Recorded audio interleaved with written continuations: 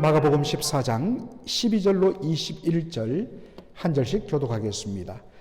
무교절의 첫날 곧 6월절 양 잡는 날에 제자들이 예수께 여짜오되 우리가 어디로 가서 선생님께서 6월절 음식을 잡수시게 준비하기를 원하시나이까 하매 예수께서 제자 중에 둘을 보내시며 이르시되 성내로 들어가라.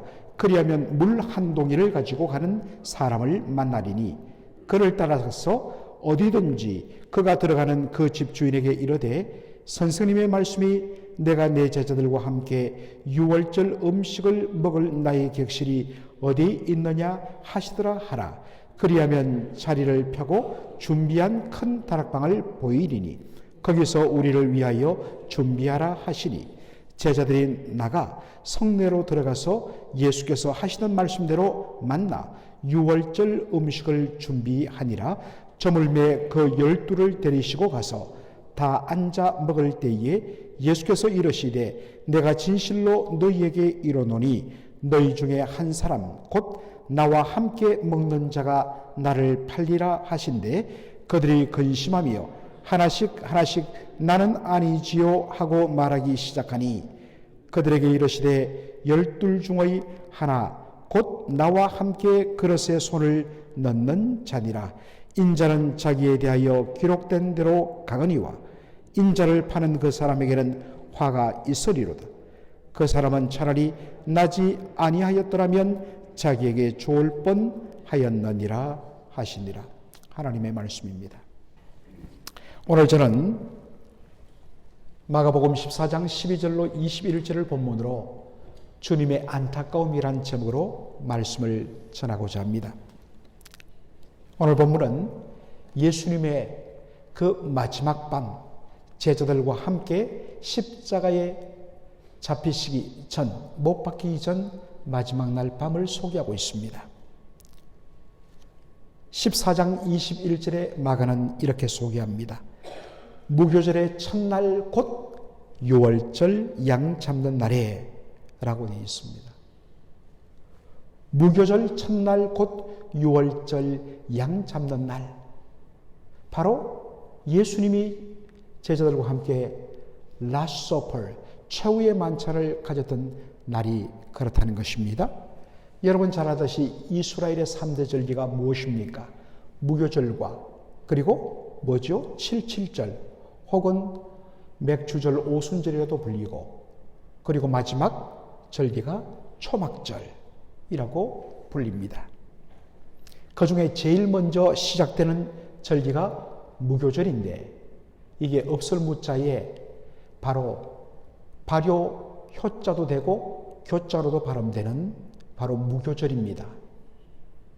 문자 그대로 바로 이스트, 누룩을 넣지 않은 그러한 빵을 가지고 먹으면서 그 절기를 보낸다 해서 영어로 저렇게 표현되어 있습니다.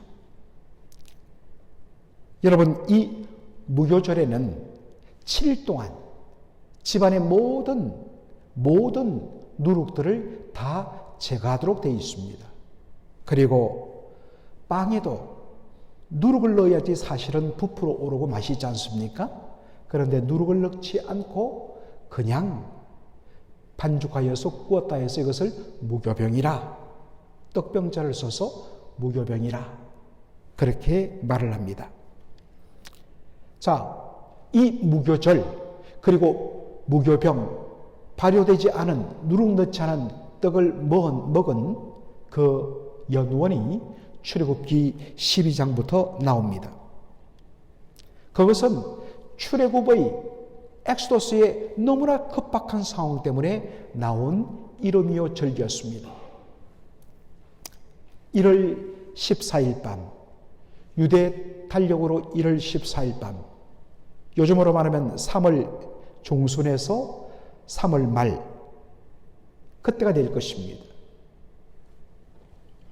그때에 하나님께서 애굽 땅 전역에 10가지 재앙 중에 마지막 재앙 무엇이죠? 장자 죽음, 장자를 죽이는 장자 죽음의 심판이 애굽 땅 온 땅에 임하게 되었습니다.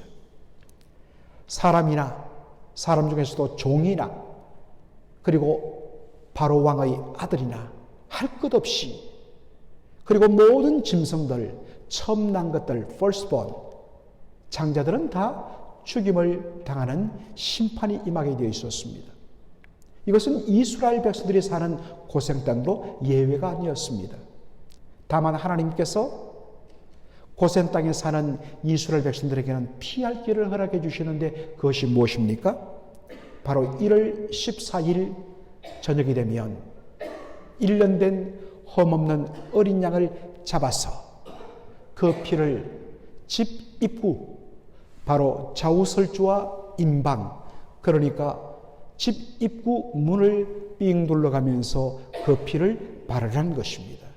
그리고 문을 닫고 그 집 안에 들어가 있으면 바로 장자의 죽음을 이끄는 바로 심판의 사자, 하나님 보내시는 천사가 그 집을 치려고 왔다가 그 어린 양이 대신 죽어서 흘린 피를 보고서 그 집에 바로 심판을 내리지 않고 그 집을 넘어간다 라고 그렇게 한 것입니다. 그리고 그 말씀대로 그대로 이루어졌습니다. 바로 여기서 나온 표현이 무엇이라고요? 유월절이라는 표현입니다. 한자로 넘을 유자, 넘을 월자, 영어로 넘어간다는 말의 passover이라는 단어입니다. 그래서 지금도 유월절을 영어로는 passover이라고 그렇게 부르는 것이죠. 바로 이때 죽임당한 어린 양을 유월절 어린 양이라고 말하는 것입니다. 그리고 바울은 바로 이 유월절 어린 양이 누구를 장차 가르치느냐? 고린도전서 5장 7절에 우리의 유월절 어린 양 곧 그리스도께서 희생되셨느니라. 바로 그 유월절 그날에 죽임당한 어린 양이 장차 하나님의 어린 양으로 세상 죄를 지고 계시며 대신 피 흘려 죽으시는, 그래서 우리 죄인들을 영적인 출애굽을 시키시는 바로 예수 그리스도를 가리키는 예배의 그림자라고 그렇게 해석하는 것입니다. 유월절은 1월 14일, 그 유대인들은 밤으로부터 저녁이 되면서부터 하루가 시작됩니다. 그래서 1월 14일부터 그 다음 날 바로 저녁 6시까지가 바로 1월 14일 유월절이 되는 것입니다. 그리고 1월 15일 저녁이 되면서부터 1월 15일이 시작되면서 바로 무교절, 바로 7일 절기가 이어지는 것입니다. 이렇게 유월절과 무교절은 붙어 있기 때문에 보통 무교절기 하면 유월절을 포함해서 8일로 계산하는 경우가 많습니다. 그런 의미에서 오늘 본문의 말씀, 바로 무교절의 첫날 곧 유월절 어린 양 잡는 날에 라는 표현이 나온 것이죠. 유월절이 바로 끝나고 무교절이 시작되는 날, 보통에는 유월절 식사를 합니다. 그런데 예수님께서는 바로 그 다음날 금요일 날 십자가에 달려서 오후 3시에 바로 피 흘려 예수님께서 운명하시기 때문에 예수님은 유월절 식사를 할 수 없었습니다. 그래서 미리 하루 당겨서 유월절 식사를 준비하도록 하신 것입니다.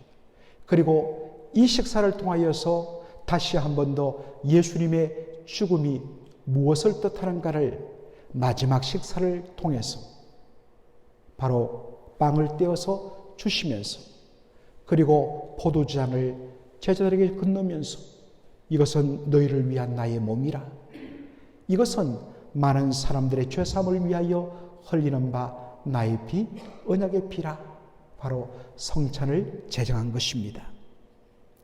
오늘 본문 이제 14장 12절로 다시 돌아갔어.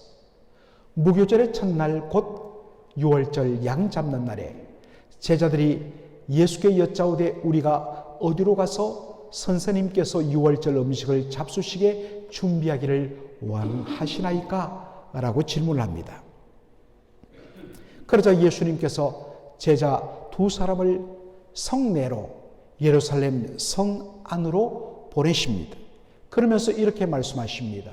예수께서 제자들 중에 둘을 보내시며 가라사대 성내로 들어가라. 그리하면 물 한 동이를 가지고 가는 사람을 만나리니 그를 따라가서 어디든지 그에 들어가는 그 집 주인에게 이르되 선생님의 말씀이 내가 내 제자들과 함께 유월절을 먹을 나의 객실이 어디 있느뇨? 그렇게 하시더라. 예수님이 이렇게 하라는 것이었습니다. 여러분, 어떻게 보면 예수님 말씀 좀 엉뚱하지 않습니까?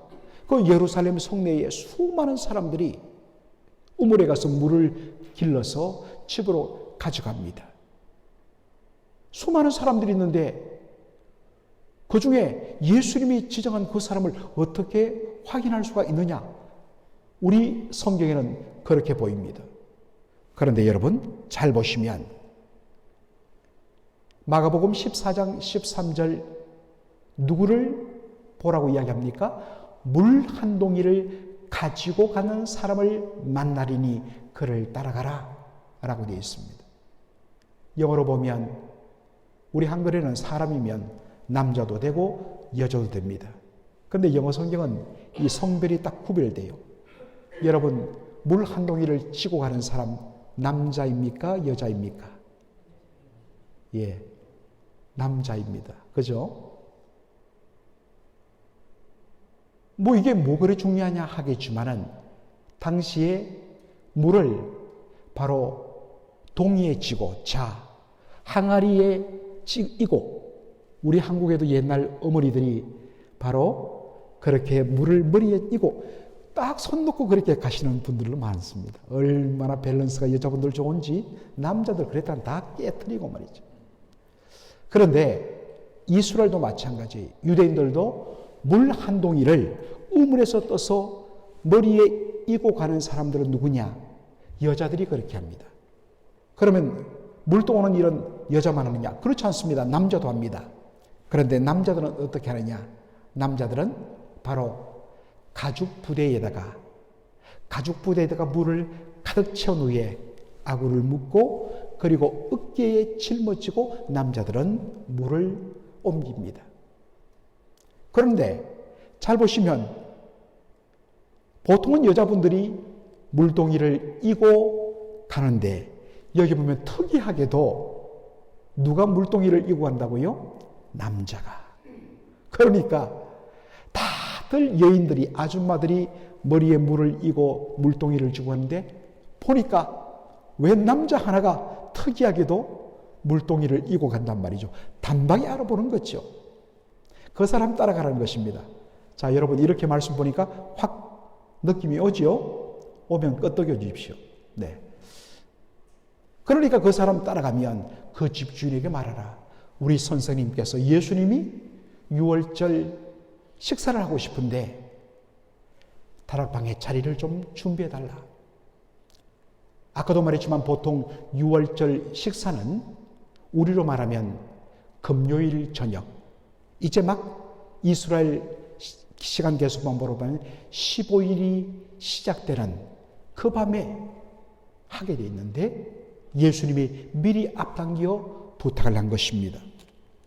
보통 때는 유월절 식사에는 유월절 바로 그 시작 때에 잡았던 그 어린 양을 구워서 내게 됐는데 지금은 바로 어린 양을 어떤 면에서는 잡을 때가 아니니까 그냥 일반적인 식사를 준비한 것입니다. 그래서 두 제자가 가서 그 집에서 식사를 준비합니다.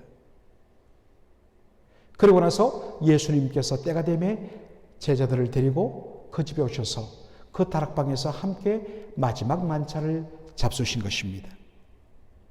유월절 식사 중에 예수님께서 제자들에게 이렇게 말합니다. 너희 중에 한 사람 곧 나와 함께 먹는 자가 나를 팔리라. 라고 말씀하십니다. 여러분, 이 마가복음 14장 18절에 이 말씀은 시편 41편 9절 말씀이 이미 이 일이 일어날 것을 예언하고 있습니다. 나의 신뢰하는 바 내 떡을 먹던 나의 가까운 친구도 나를 대적하여 그 발꿈치를 들었나이다. 발꿈치를 들었다, 돌아섰다 라는 의미입니다. 여러분, 이 고대 근동 문화에서 떡을 먹는다, 함께 음식을 나눈다, 함께 빵 한 조각을 떼어서 함께 먹는다, 이 말은 뭐냐면 당신과 나는 언약을 맺은 관계다, 동지요 친구다 라는 뜻입니다. 목숨을 걸고 함께 하기로 결의한 그러한 동지요 형제요 친구라는 뜻입니다. 그런데 믿었던 친구가 자신을 배신하고 발꿈치를 들었다는 것입니다. 예수님 말씀하십니다. 자신을 팔아넘길 자가 이 12 중의 하나이다. 지난 3년 동안 함께 동고동락했던 어느 하나 소중한 것 없는 함께하기로 두 손을 걸고 약속하며 그 모든 시간을 함께 보냈던 바로 사랑하는 제자 중 하나가 자기를 팔아넘길 것이라는 것입니다. 그러면서 예수님 한 가지 더 힌트를 주시죠. 20절 다 같이 읽겠습니다. 그들에게 이르시되 12 중에 하나 곧 나와 함께 그릇에 손을 넣는 자니라. 여러분, 이게 무슨 표현일까요? 나와 함께 그릇에 손을 넣는 자니라. 보통 요즘에 이제 종종 영화나 드라마 보면 어두컴컴한 극장에 들어가서 함께 영화를 보다가 중간에 팝콘 넣고 어떡합니까? 서로 간에 팝콘이 당겨서 손을 넣다가 서로 손이 맞닿는 그런 장면을 우리가 그려볼 수도 있겠지요. 그러나 이것은 조금 다르집니다. 여기 그릇은 바로 유월절 음식을 찍어 먹는 유월절 특제 소스가 담긴 그릇을 말해요. 우리로 말하면 고추장 정도 되겠죠. 이 그릇은 상 밑에 놓여 있기 때문에 그 손이 누구의 손인지 보이지 않습니다. 그렇죠. 그러니까 나와 함께 그릇에 손을 넣는 자, 다른 사람들은 몰라요. 그런데 딱 한 사람, 바로 손이 닿는 그 사람은 알아요. 여러분 한번 생각해 보십시오. 함께 그릇에 손을 넣는 자, 이렇게 테이블이 12명이 앉는 정도라면, 물론 유대인들의 식사 방법은 바로 한쪽 팔을 기대고 바로 한쪽으로 이렇게 기울여서 상 위에 있는 음식을 그렇게 먹습니다. 왼손으로 기대고. 그러면 그 12명이 앉아 있는데 함께 그릇에 손을 넣는다. 여러분 어떻게 가능할까요? 함께 손을 넣기 위해서는 어떻게 됩니까? 바로 예수님 제일 가까운 데 있는 사람이란 것입니다. 우리가 이렇게 예배를 드리고 모임을 하더라도 우리 농담 반 진담, 농담으로 주로 이야기하죠. 아유, 정도 성도들이 제 가까이 안 앉으려고 그래요. 아유, 목사님 가까이 있으면 부담됩니다. 식사 부담됩니다. 이제 우리가 농담으로 그렇게 하죠. 여러분, 보통 선생님이 어렵습니다. 더군다나 예수님이십니다. 그러니까 12명 중에 서로 네가 예수님 가까이 가라. 막 이렇게 하는 거죠. 예수님 가장 가까이 함께하는 사람은 정말로 제자들 중에서도 제일 사랑을 받는 사람이에요. 충분히 여러분 그러지지 않습니까? 같은 그릇에 함께 손을 넣는다. 친밀도가 가장 큰 제자. 그 제자가 바로 예수님을 배신한다라는 것입니다. 여러분, 별로 나와도 멀지 가까이 하지 않고 조금 그냥 아는 정도인 사람이 나를 배신했다. 엄밀하게 보면 배신도 아니지요. 조금 속상하지만 그래, 저 사람 날 모르니까. 그런데 여러분, 정말 막 서로 보면 막 꿀이 뚝뚝 떨어지고, 교회에서도 보면 없어서 막 주고 싶은 거 있는데 없어서 막 못 주는 그러한, 저 사람들 어떻게 저렇게 사랑하지 했는데 어느 날 보니까 서로 뒤통수를 쳤다. 그러면 여러분 그 받은 충격이요, 아마도 다들 한두 번씩 수십 년 이민 생활하면서 아마도 그런 일들을 겪어봤고, 또 이렇게 비즈니스를 하시는 분들 참 사업하시면서 그런 일을 다들 한두 번 겪어봤다고 그래요.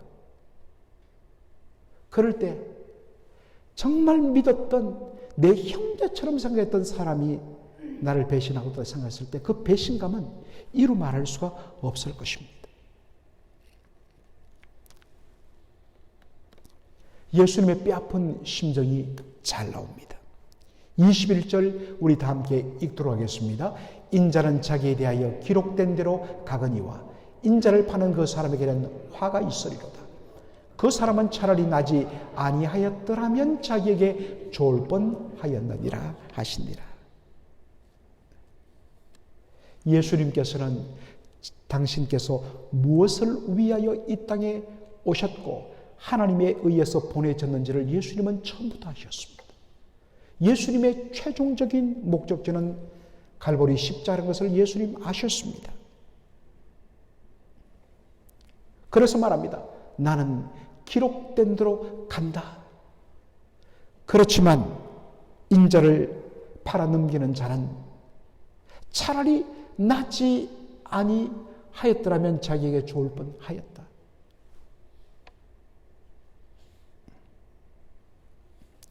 어떤 이들은 가룟 유다 때문에 예수님께서 십자가에 못 박히셨고 그 결과로 예수님의 십자가 보혈로 인류의 구원이 이루어졌기 때문에 유다는 오히려 예수님의 구원을 도운 공로자다, 뭐 이런 식으로 극단적으로 해석하는 분들도 있습니다.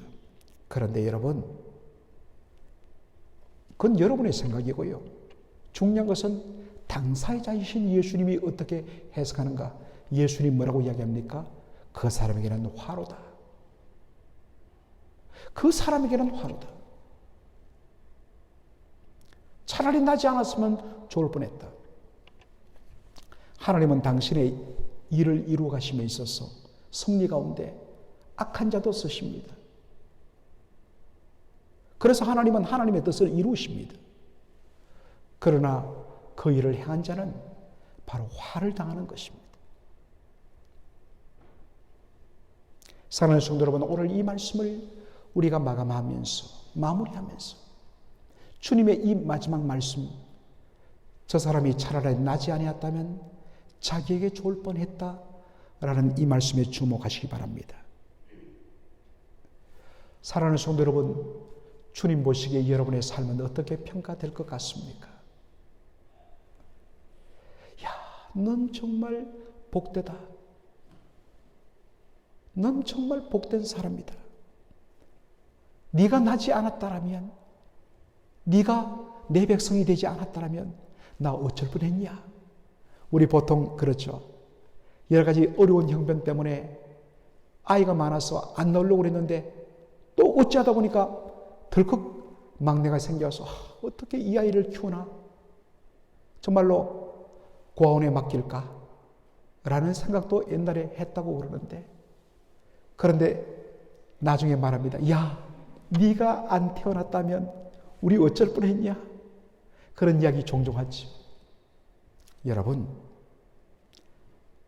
예수님에게 여러분은 어떤 존재이십니까? 아니면 너는 차라리 나지 않았으면 너에게 좋을 뻔했는데 라고 평가를 듣겠습니까? 사랑하는 성도 여러분, 교회 공동체 안에서 여러분들은 어떤 평가를 받고 있습니까? 그리고 받기를 원하십니까? 장로님, 권사님, 집사님, 형제님, 자매님, 당신과 함께 신앙생활하는 것이, 우리 교회에서 당신을 만난 것이 제 일생일 때 어떤 복보다도 가장 큰 축복이었습니다. 여러분, 이것만큼 놀라운 축복의 말은 없습니다.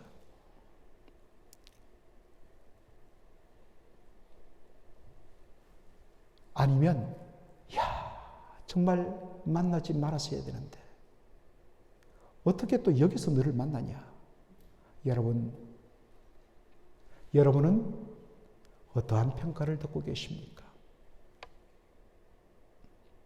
물론 우리는 다른 사람을 함부로 판단해서는 안 됩니다. 오직 그 판단의 영역은 주님뿐입니다. 중요한 것은 남 판단하지 말고 여러분 자신을 살피고 판단하는 것입니다. 나는 어떻게 주님이 보시는가?